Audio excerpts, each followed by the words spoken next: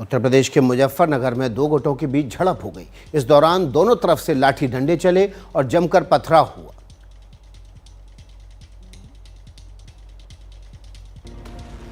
एक गुट वो है जिसके हाथों में डंडे हैं और सड़क पर है। दूसरा गुट जो छत पर है वो पत्थरों से मोर्चा संभाले हुए है। पूरी गली में चीख पुकार मची है। जान बचाने के लिए भागम भाग भी हो रही है और इन सब के बीच दोनों तरफ से पत्थरों की बरसात भी हो रही है। वीडियो मुजफ्फरनगर में थाना तेतावी के गांव जसोई का है, जहां कुरैशी बिरादरी से ताल्लुक रखने वाले दो पक्षों के बीच किसी बात पर कहासुनी हुई, जिसने खूनी संघर्ष का रूप ले लिया। इसके बाद पथराव हुआ और लाठी डंडे चल गए। इसके बाद पुलिस को एक्शन लेना पड़ा, तब जाकर बिगड़े हालात काबू में आए। इलाके के लोगों का कहना है कि इन दोनों पक्षों के बीच पुरानी रंजिश थी। ये विवाद की बड़ी वजह हो सकती है। इस हिंसक झड़प में दो लोग गंभीर रूप से घायल हो गए, जिन्हें इलाज के लिए अस्पताल ले जाया गया। पुलिस ने मुकदमा दर्ज कर मामले की जांच शुरू कर दी है। राजस्थान के धौलपुर में दो गुट आपस में भिड़ गए। बात खेत में पालतू पशुओं के घुसने से शुरू हुई थी, जो देखते ही देखते मारपीट में बदल गई। इसके बाद दोनों ही गुटों के लोग लाठी डंडे लेकर एक दूसरे पर पिल पड़े। जिसके हाथ में लाठी थी उसने लाठी चलाई, जिसकी लाठी नहीं थी उसने पत्थर से हमला कर दिया। धौलपुर के मौरौली गांव में हुई इस मारपीट में ना तो महिलाएं पीछे रहीं, ना उन्हें बख्शा गया।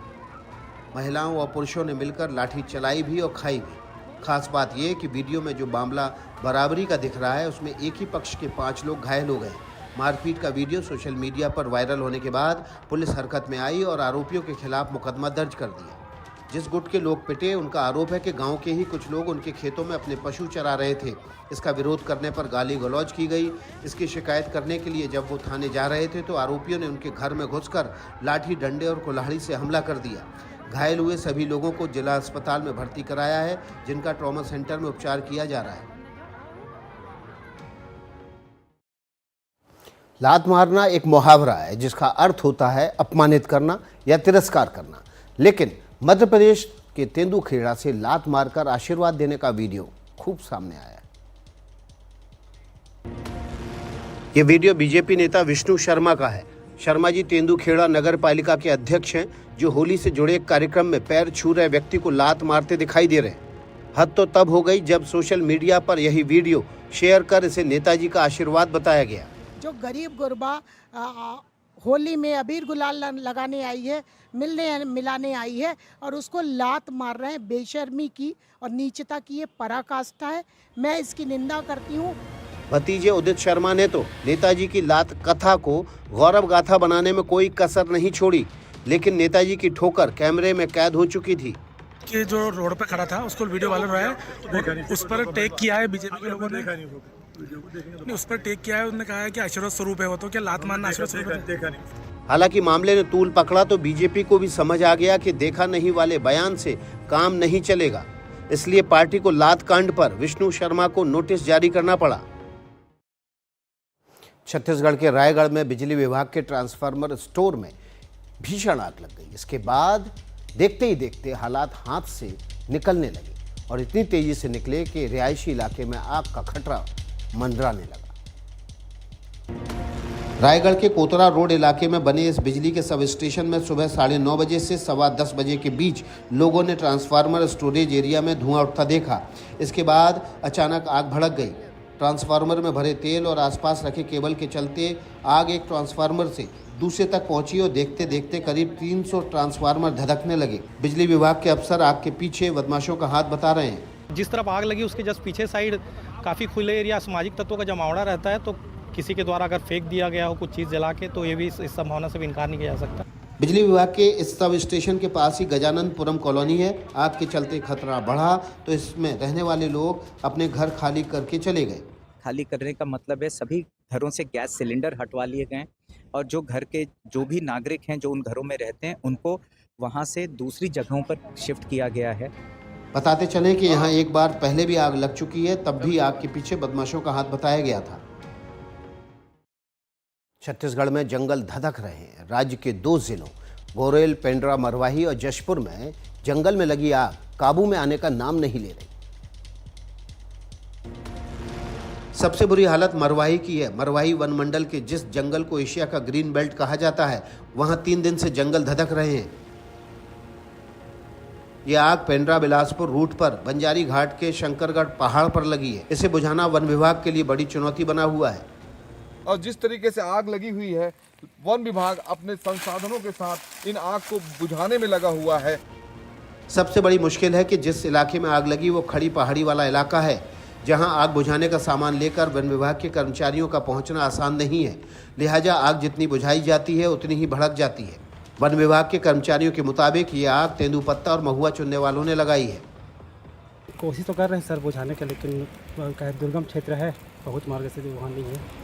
इसके अलावा जशपुर में कुनकुरी में कोसाबाड़ी में भी जंगलों में आग लगी है। हालांकि वनकर्मी और पर्यावरण के लिए काम करने वाले लोग समय रहते पहुंच गए। इससे नुकसान कम करने में काफ़ी हद तक मदद मिली। मध्य प्रदेश में श्योपुर के कूनो नेशनल पार्क में 5 और चीते छोड़ दिए गए। पिछले साल दिसंबर के बाद से एक के बाद एक चीतों को जंगल में आज़ाद किया जा रहा है। जिन चीतों को जंगल में छोड़ा गया उनमें अफ्रीका से भारत लाई गई चीता गामिनी और उसके यहाँ जन्मे 4 शावक शामिल हैं। इनमें 2 नर और 2 मादा हैं। इन्हें कूनो नेशनल पार्क में बड़े बड़े बाड़ों में बंद करके रखा गया था। चीता स्टीयरिंग कमेटी के सहमति के बाद इन्हें कूनो नेशनल पार्क के खजूरी वन क्षेत्र में छोड़ा गया। आज का दिन फॉरेस्ट के लिए, खास करके चीता प्रोजेक्ट के लिए और उल्लेखनीय दिन है। आज गामिनी और उसके बच्चों को जंगल की मूल भावना के अनुसार अपने बाड़े से बाहर करके हमारे अपने मध्य प्रदेश की धरती पर वो स्वच्छंद रूप से घूमे। कूनो नेशनल पार्क में अब चीतों का कुनबा बढ़कर 17 हो गया है। इनमें 11 शावक शामिल हैं। फिलहाल 9 चीते ऐसे हैं जिन्हें बड़े बाड़े में निगरानी में रखा गया है। बताया जा रहा है कि उन्हें सही समय आने पर जंगल में छोड़ दिया जाएगा। खजूरी वन क्षेत्र अहेरा पर्यटन जोन का हिस्सा है। आने वाले समय में यहाँ सैलानियों को सफारी के दौरान चीता के दीदार का मौका मिलेगा। राजस्थान के कोटपुतली में एक बिल्ली का रेस्क्यू किया गया है। बिल्ली 2 दिन से कुएं में गिरी हुई थी। ये बिल्ली 70 फुट गहरे कुएं में गिर गई थी। निकलने की कोशिश कर रही थी लेकिन सफलता नहीं मिल पा रही थी। 2 दिन से भूखी प्यासी वो कुएं में पड़ी थी। इसे गांव के कुछ युवाओं ने देखा तो उन्होंने इसे बाहर निकालने की कोशिश शुरू की। जोधपुर पावटा गौरक्षक टीम के अजय शर्मा और विकास रस्सी के सहारे नीचे उतरे। वो कुएं के भीतर गए और करीब 10 मिनट की मेहनत के बाद इस बिल्ली को सुरक्षित बाहर निकालने में सफल रहे। बिल्ली काफी कमजोर दिख रही थी। उसे पहले खाने को दिया गया, फिर उसे छोड़ दिया गया। बिल्ली का रेस्क्यू किया था, वो भी अच्छे से निकाल दिया, उसमें भी कोई दिक्कत नहीं थी और मेरे को बहुत अच्छा फील हुआ। मैं नीचे उतरा था खुद, बहुत अच्छा लगा। लेकिन गांव वालों से मेरा यही निवेदन है कि एक तो जितने भी कुएं खुले हैं सबसे पहले उनको बंद कराओ। ये घटना राजस्थान में विराटनगर के बागावास जोरासी की है। लोग एक बिल्ली की जान बचाने के लिए 70 फुट गहरे कुएं में उतर गए। ये घटना न केवल साहस और मानवता की मिसाल है बल्कि यह भी दिखाती है कि सबकी जान की चिंता करनी चाहिए और हर संभव मदद करनी चाहिए। अब बात होली के बाद की परंपराओं की। होली के आसपास अलग अलग इलाकों में कुछ अनूठी परंपराएं निभाई जाती हैं। मध्य प्रदेश के ढिंढोरी में भी कुछ ऐसी ही परंपरा मनाई और दिखाई जाती है। होली में रंग खेला गया और अब उसके बाद खंबा चढ़ने का खेल। जी हां, ये अनोखी परंपरा ढिंढोरी के धनवासी गांव में हर साल मनाई जाती है।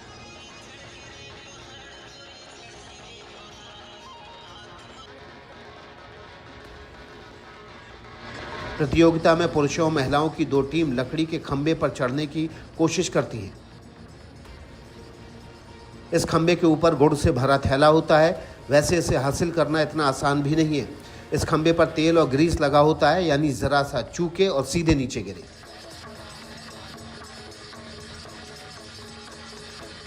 सिर्फ इतना ही नहीं, जब प्रतियोगी ऊपर चढ़ने की कोशिश कर रहे होते हैं तो उन पर रंग और पानी बरसाया जाता है। इससे उनकी चुनौती और कठिन हो जाती है।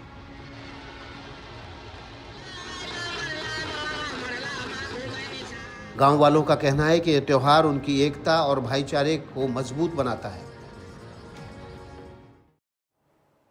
महाराष्ट्र में मुगल शासक औरंगजेब की कब्र पर बवाल मचा हुआ है।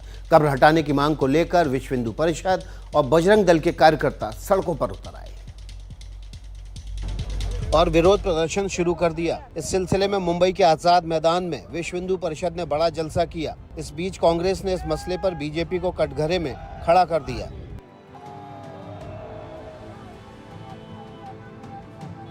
हालांकि छत्रपति संभाजी नगर से औरंगजेब की कब्र हटाने की मांग करने वाले अपने इरादे पहले ही जाहिर कर चुके हैं। जब शासन हमें पूरी सहायता ना कर पाएगा या वो निकाल नहीं पाएगा तो बजरंग दल उस पर कार सेवा करके वो कब्र नास्तनाबूद करेगा। एक तरफ कब्र हटाने की मांग है तो दूसरी तरफ कानून का बंधन। महाराष्ट्र के मुख्यमंत्री देवेंद्र फडणवीस की दुविधा साफ दिखाई पड़ती है। यह दुर्भाग्यपूर्ण है कि हमें औरंगजेब की कब्र की रक्षा करनी पड़ रही है क्योंकि उसे ASI से सुरक्षा मिली हुई है।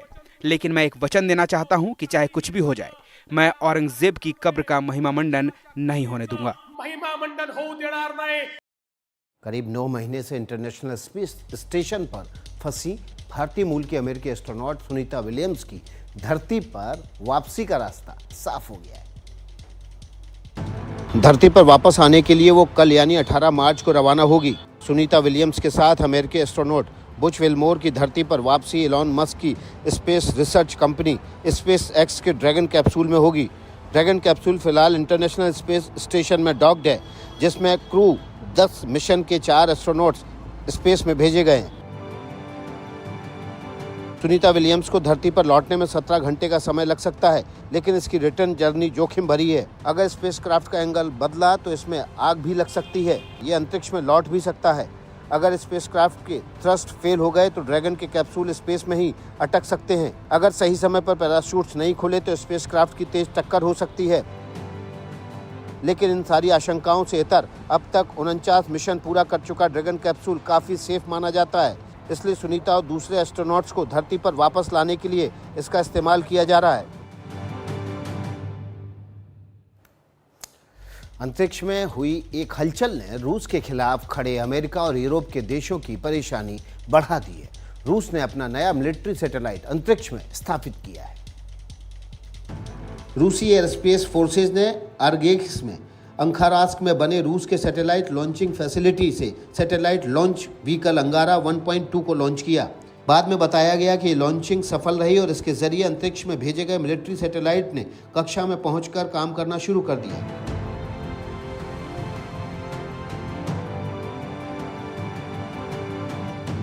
खास बात यह है कि रूस अपने ये मिलिट्री सैटेलाइट भेजकर क्या करने वाला है, रूस इनके जरिए क्या काम लेना चाहता है, इसके बारे में कोई जानकारी साझा नहीं की गई है।